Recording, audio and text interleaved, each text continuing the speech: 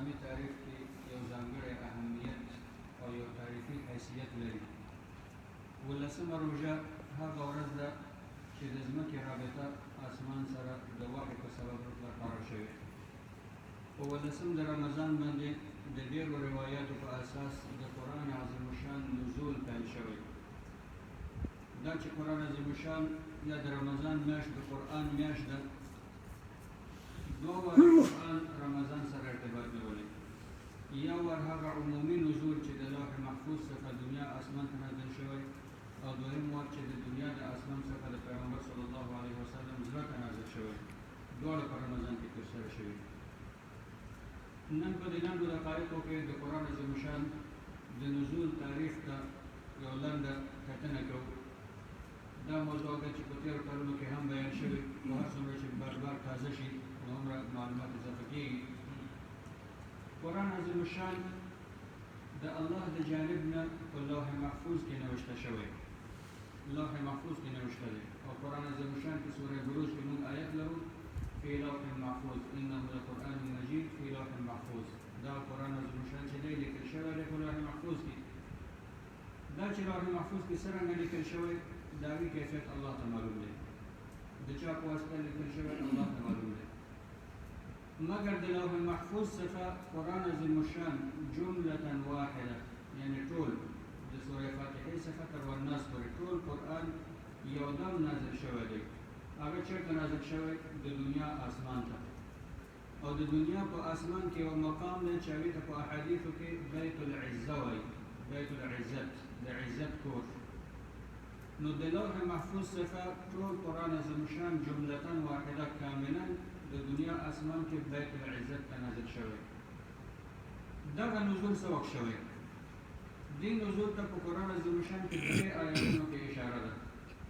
یو آیت کې الله عز وجل فرمایي شهر رمضان الذي انزل فيه القرآن، د رمضان مبارکه میاشت هغه میاشت ده چې قرآن په هغې کې نازل شوی. هماغه نزول د لوح محفوظ څخه د دنیا آسمان ته. بل آیت کې فرمایي انا انزلناه فی لیلة مبارکه، مون قرآن عظیم الشان نازل کړی دی په یو مبارکه شپه کې. او بل آیت کې فرمایي انا انزلناه فی لیلة القدر، مون قرآن نازل کړی دی د قدر په شپه کې. نو درې آیتونه دي.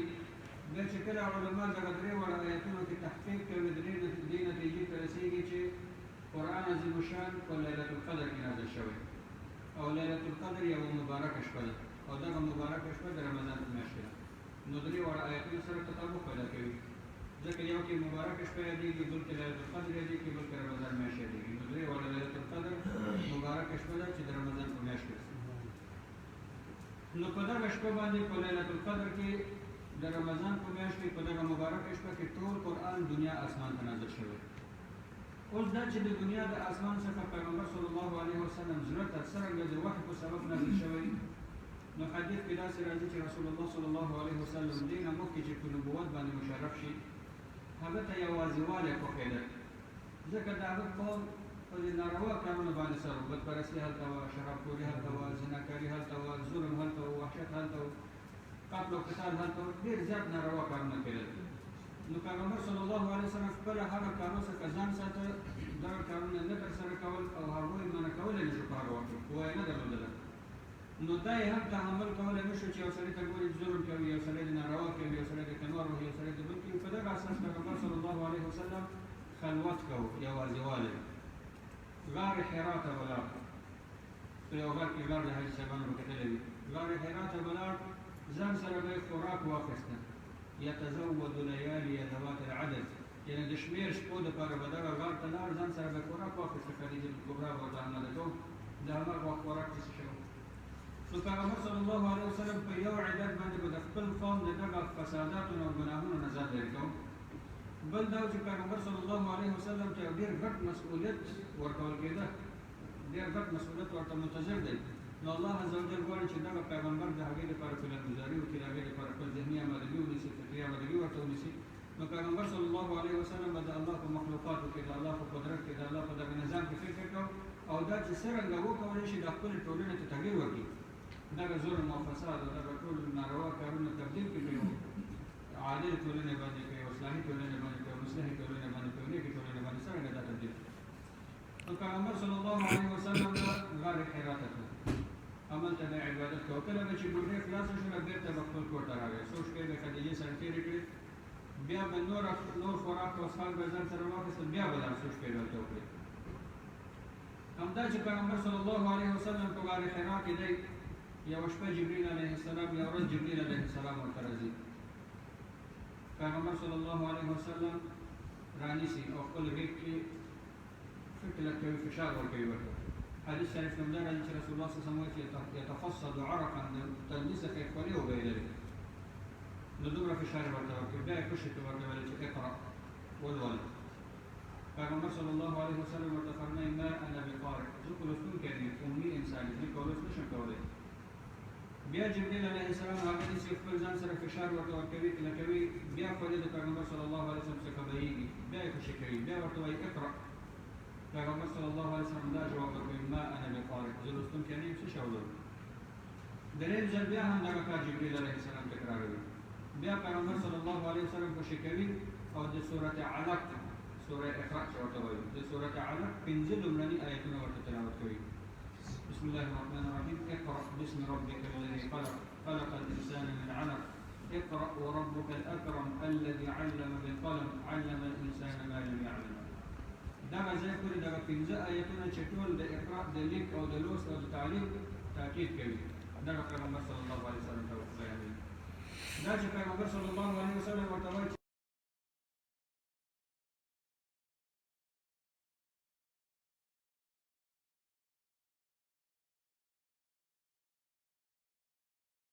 نو په هماغه اساس د اسلامي تعلیمات ټول په دغه لیک او لوست په تعلیم او په هره برخه کې موږ تاسو ته تاکید کوي چې مسلمان باید ډېر مخکې لاړ شي په دغه علم مجال نو دغه لومړني آیتونه دي چې په 18 د رمضان د یو تعداد مفسرینو د روایت او د اقوال په اساس باندې په 18 د رمضان کې قرآن نازل شوی دې نه وروسته یو مدت دپاره وحي سلسله قطع شوه ځینې وایي شپږ میاشتې ځینې وایي څلوېښت ورځې کم او زیات اختلاف شته خو یو مدت وحي قطع شوه هغې نه وروسته بیا دوباره وحي نازله شوه چې سوره مدثر نازل شو بیا سوره والضحى والتسین او سورتونه په ترتیب سره نازل شو نو په 18 د رمضان باندې د یو تعداد اقوالو په اساس د دنیا رابطه اسمان سره د وحي په سبب قایم شوه هماغه د قرآن نور هدایت راهنمایي لارښوونه موږ تاسو ته د هغې د نزول پیل شروع شو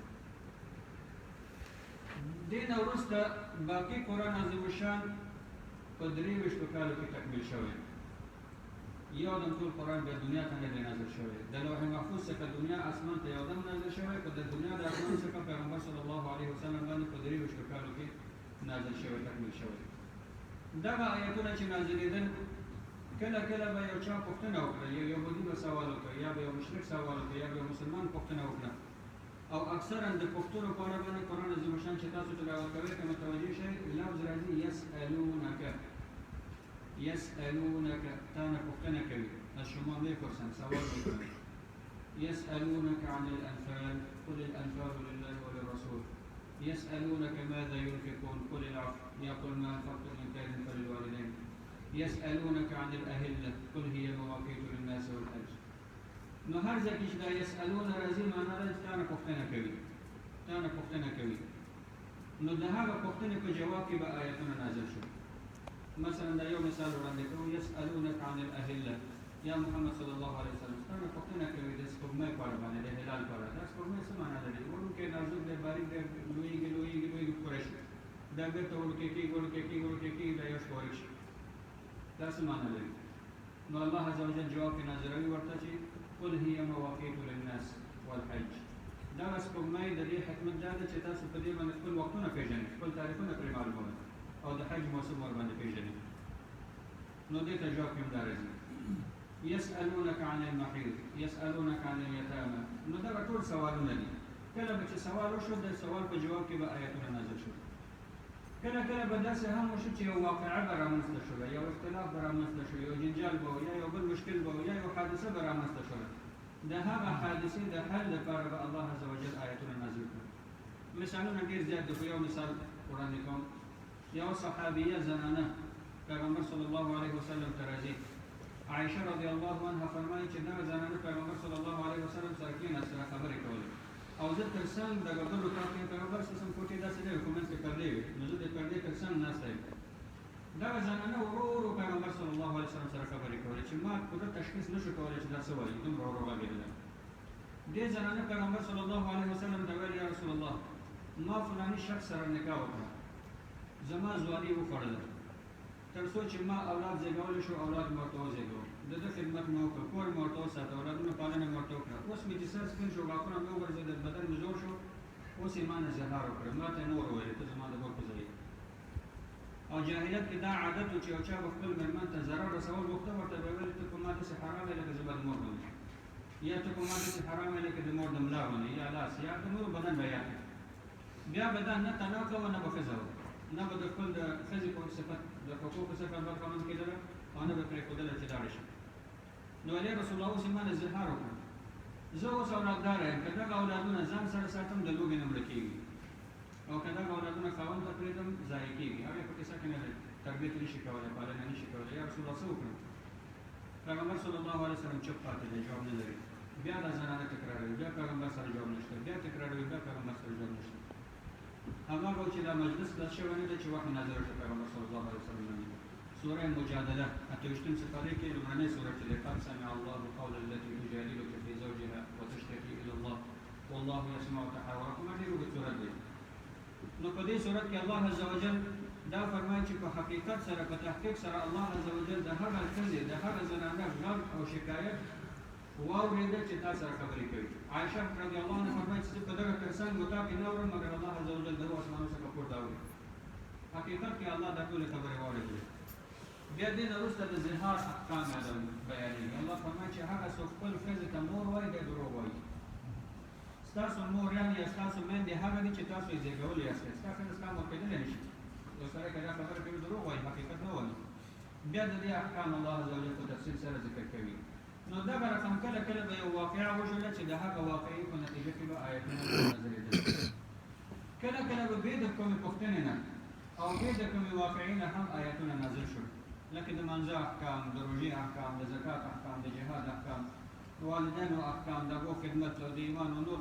مسایل دا ټول بې د واقعاتو نه نازلېدل مګر هر کله به چې د قرآن عظیم شان آیت نازل شو که هغه به 5 آیتونه وو که هغه به 10 آیتونه وو که هغه به یو صورت وو که زیات او کم به وو هغه به جبریل علیه السلام چې کله پیغمبر صلی الله علیه وسلم ته راوړل بیا به جبریل علیه السلام پیغمبر صلی الله علیه وسلم ته ویلې چې دغه آیتونه واخله په فلاني صورت کې د فلاني آیت نه مخکې د فلاني آیت څخه وروسته ځای په ځای کړه ځکه موږ تاسو ګورو دا اقرا 5 آیتونه چې ما تلاوت کړل دا اول نازل شوي دي مګر قرآن کې په آخري سپاره کې ورپسې په عین صورت نور آیتونه شته نو جبریل علیه السلام به دا ورته ویلي چې دغه آیتونه په فلاني صورت کې د فلاني آیت نه مخکې فلاني څخه وروسته ځای په ځای کړه په هماغه ترتیب سره به دا صورتونه راټولېدل ابتدا کې به چې دغه آیتونه نازلېدل پیغمبر صلی الله علیه وسلم به د وحی د نزول څخه وروسته زر زر تکرارول بار بار به تکرارول چې هېر مې نه شي الله عز وجل د پیغمبر د تسلیت او راحت دپاره ورته فرمایل لا تحرک به لسانک لتعجل به ان علینا جمعه وقرآنه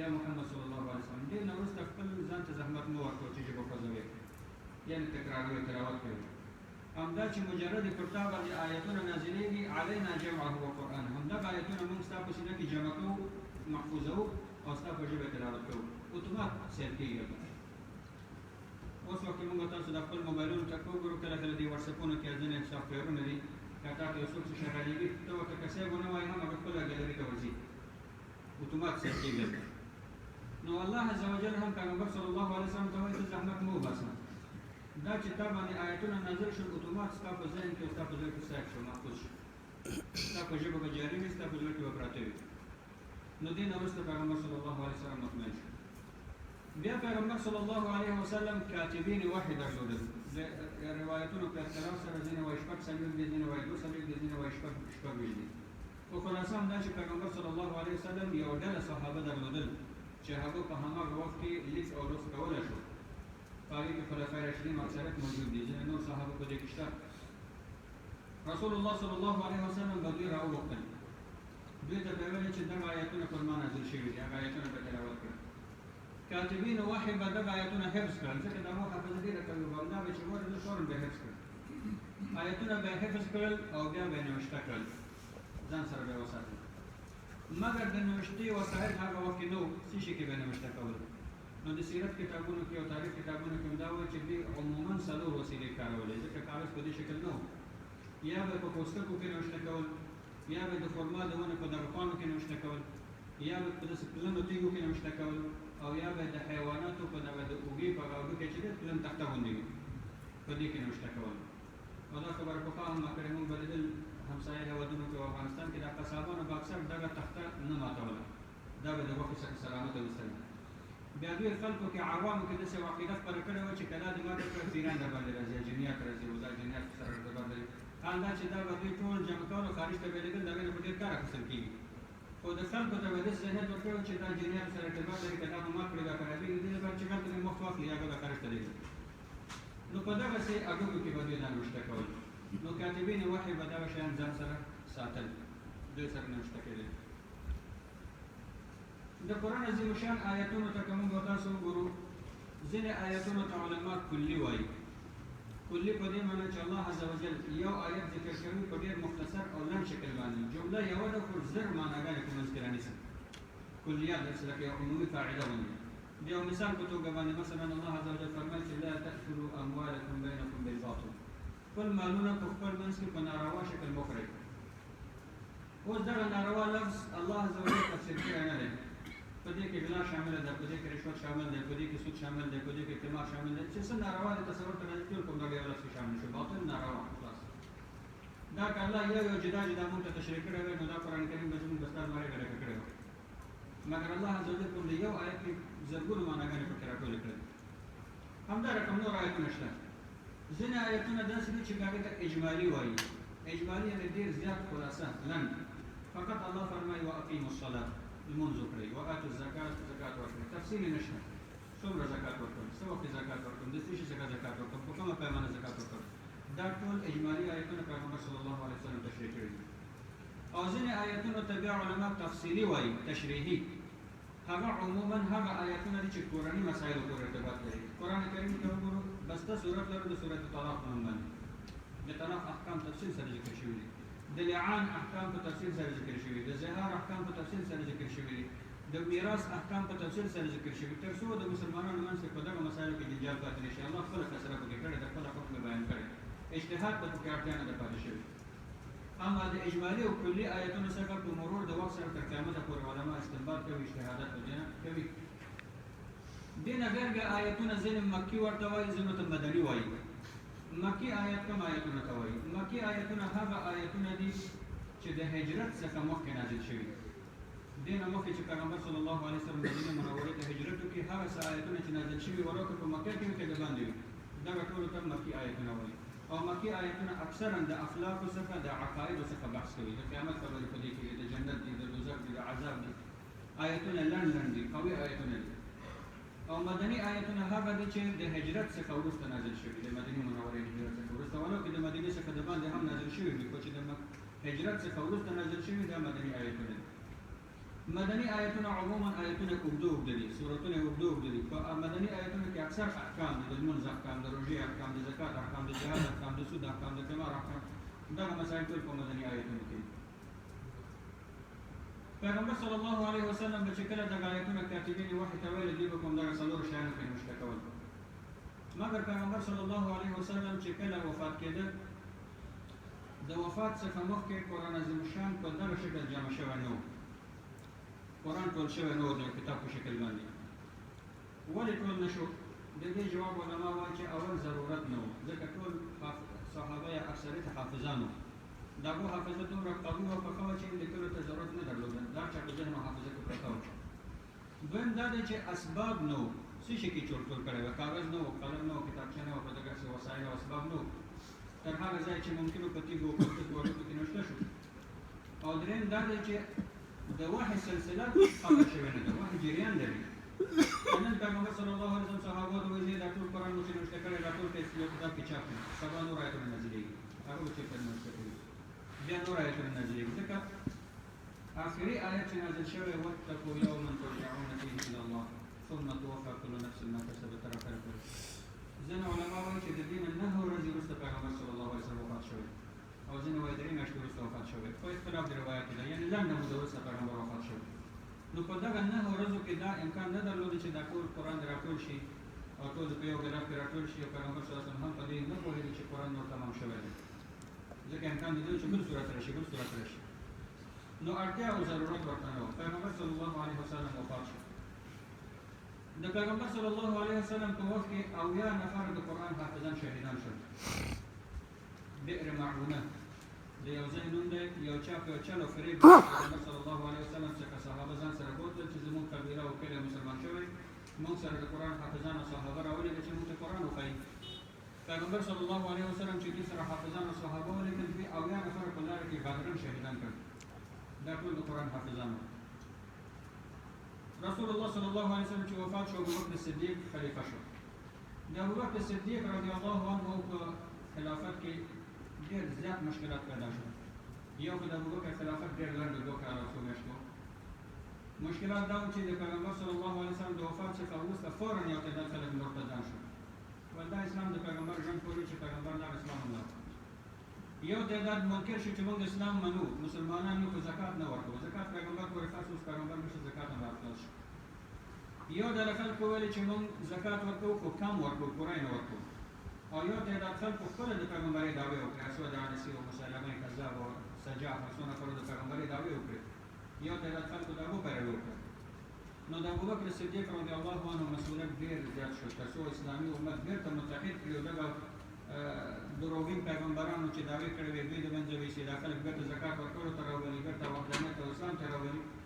نو په دغه اساس ډېر مشکلاتو سره مخامخ وو.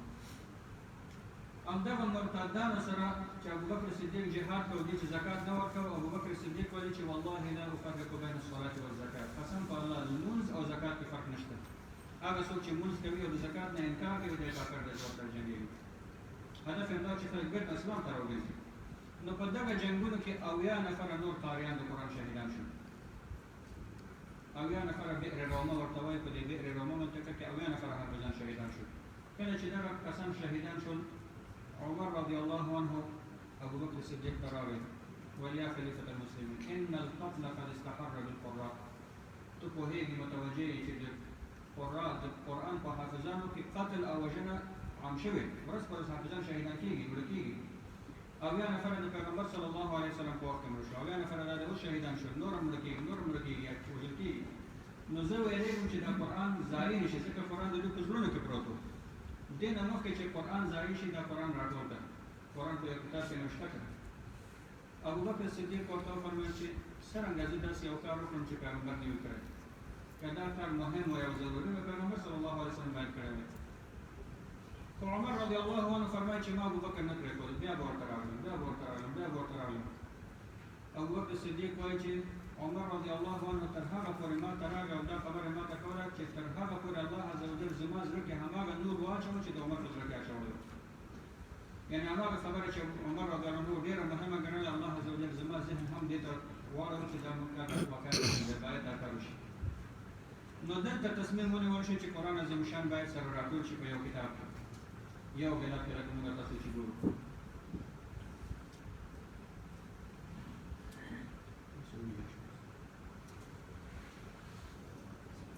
قرآن باید په یو کتاب کې سره راټول شي.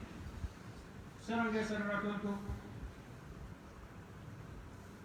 عمر رضی الله عنه، ابوبکر رضی الله عنه او نور صحابه مشوره وکړه چې داسې به وکړو، یو کمیټه به دایره کړو، 15 نفره. دغه د کمیټې کسان ټول باید د قرآن حافظان وي او ټول باید ځان سره نوشته ولري، هم ټول قرآن نوشته ولري ځان سره او هم حافظان هم وي. بیا به خلکو ته اعلان وکړو چې هر چا سره 2 شاهدان دي، مسجد نبوي دروازې ته دې راشي او دغه کمیټې ته د خپل شاهدان وړاندې کړي. شاهدانو نه مطلب حفظ دی، یو شاهد چې دی حافظ دی د هماغه آیتونو او بل نوشته هم ولري. که یو سړی ځان سره نوشته لري خو د هغه آیتونو حافظ نه دی، د څخه ناقصل کېږي، او که یو سړی حافظ دی نوشته نه لري، د څخه هم ناقصل کېږي. دواړه باید ولري، هم حافظ هم نوشته ولري. اوس دغه 15 نفره خو خپله قاریان او حافظان دي، مګر دوی غواړي چې د خلکو اطمینان حاصل شي چې هر سړی خپل قرآن مونږ ته راوړي، چې دا د ټولو خلکو ته دغه شان یاد وي چې ټولو سره نوشته وو. د دغه کار مسؤلیت دپاره دوی څوک وټاکل؟ زید بن ثابت رضی الله عنه. زید بن ثابت ځوان دی، 19 کاله عمر لري. ابوبکر صدیق رضی الله عنه دی راوغوښته، ویې ویل چې زید بن ثابت، زه به ستا د قرآن حافظ یم. 15 نفره او ورته وویل چې دا چې عمر رضی الله عنه ما راټول کړه ټوله کیسه ورته وکړه خو خلاصه دا چې موږ غواړو چې د قرآن عظیم شان سره راټول کړو په یو کتاب کې نوشته کړو او د دغه مسؤلیت لپاره متټاکلی ته دا کار باید وکړي. زید بن ثابت رضی الله عنه ورته فرمایي چې والله لو كلفوني نقل جبل من مكان الى مكان لكان اسهل علي. قسم په الله دا ما ته وایي چې دغه کار د دې څخه انتقال کاغه دا کار به راته وکړو نو دا د قرآن کار نشم کولی. دا ټول مسؤلیت د جواب ورکول د قیامت په ورځ. خو عمر رضی الله ابو بکر ورته وایي چې نه دا کار ته باید وکړې او ته دا کار کولی شي. ولې کولی شي؟ څو دلایل ورته وایي. اول دا دی چې انک شاب، ته ځوان یې، انرژي لري، طاقت لري، توانمندي لري، تحمل لري، حوصله او صبر لري. دا کار د عهدې څخه کولی شي. دویم دا دی چې ولا نتهمک، تا باندې موږ هېڅ شک او شبهه نه لرو. په ټول عمر کې داسې پاکه ځواني لري چې تا باندې څوک نیوکه نه لري، څوک تا ته خپله ګوته نشي نیولی، دروغ دې نه دی ویلي، خیانت دې نه دی کړی، شراب دې نه دی څښلی، بل ته دې سجده نه ده کړې، زنا دې نه ده کړې. یعنې په ټوله ټولنه کې یو پاکه ځواني لري، د ځوانۍ اهمیت. او دریم دا دی چې ته د پیغمبر صلی الله علیه وسلم کاتب وې وحی دې نوشته کولی. څلورم دا دی چې ته هغه نفر یې چې د پیغمبر صلی الله علیه وسلم څخه د قرآن ټول اورېدلی دی او د جبریل علیه السلام څخه د هم ټول قرآن اورېدلی. ځکه کله چې جبریل علیه السلام رسول الله صلی الله علیه وسلم ته قرآن تېراوه او پیغمبر هغه ته تېراوه نو زید بن ثابت رضی الله عنه هلته موجود و. د دواړو څخه یې اورېدلی، هم د جبریل علیه السلام هم د رسول الله صلی الله علیه وسلم څخه. خو بالاخره زید بن ثابت هم موافقه کوي.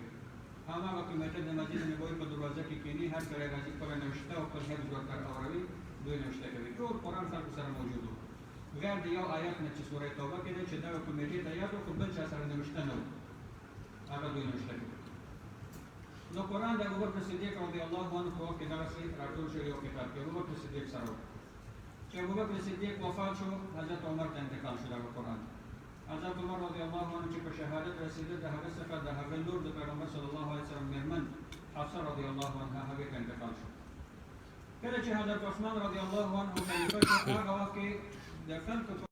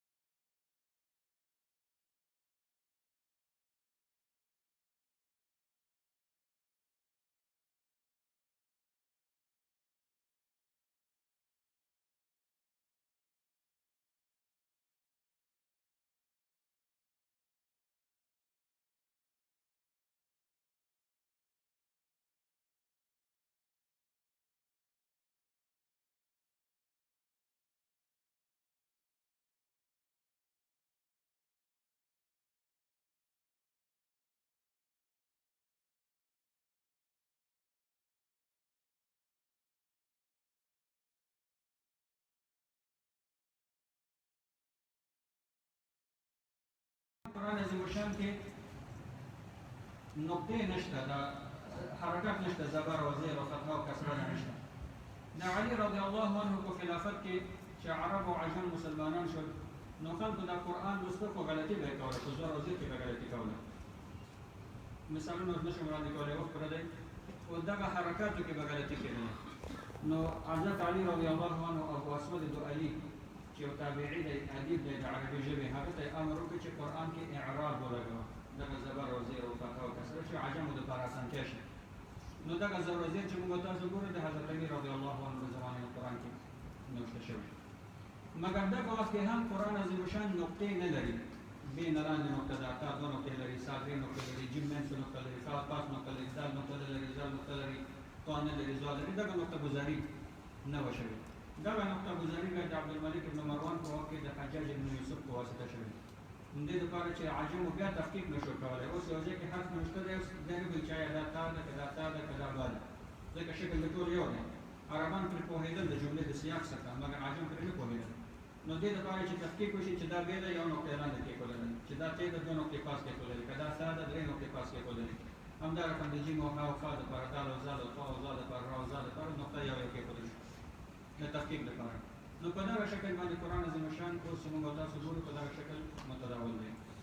آخري نقطه دې ته اشاره کوم چې په دغه قرآن عظیم الشان کې موږ او تاسو ګورو ځینې خصوصا دغه هندي چاپونو کې یا نورو چاپونو کې رکوع نوشته وي هغه بعد حزب دی نصف دی جز دی دغه شان ډېر وروسته علماو اضافه کړي. دا که اکثر موږ تاسو وګورئ د قرآن کریم صفحه ده بیا صفحه کې داسې یو چوکاټ دی خط دی دا د چوکاټ نه د باندې دی ځکه د چوکاټ داخل کې قرآن کریم کې نوشته کول جواز نه لري غیر د قرآن نه. نو دا رکوع یا حزب یا ربع یا نصف دا شان ټول د چوکاټ څخه د باندې په خالیګاه کې سپین ځای کې نو دغه علما وروسته ایجاد کړي دي د قرآن د حفظ د اسانتیا دپاره یا د یو ورد د تقسیم بندۍ دپاره. یو سړی غواړي چې قرآن هر سپاره 4 ورځو کې خلاصه کړي نو ربع دی ولولي یو ورځ ربع بیا نصف پورې بیا ثلث بیا ربع. یو سړی غواړي په 6 ورځو کې خلاص کړي مثلا یو رکوع دې د ورځو مطالعه کوي. یو سړی غواړي چې 2 سپارې د ورځې یو حزب دې تلاوت کړي. نو دغه تقسیم بندیانې د ورد او د حفظ د اسانتیا دپاره شوي دا د قرآن یوه برخه نه ده. الله عز وجل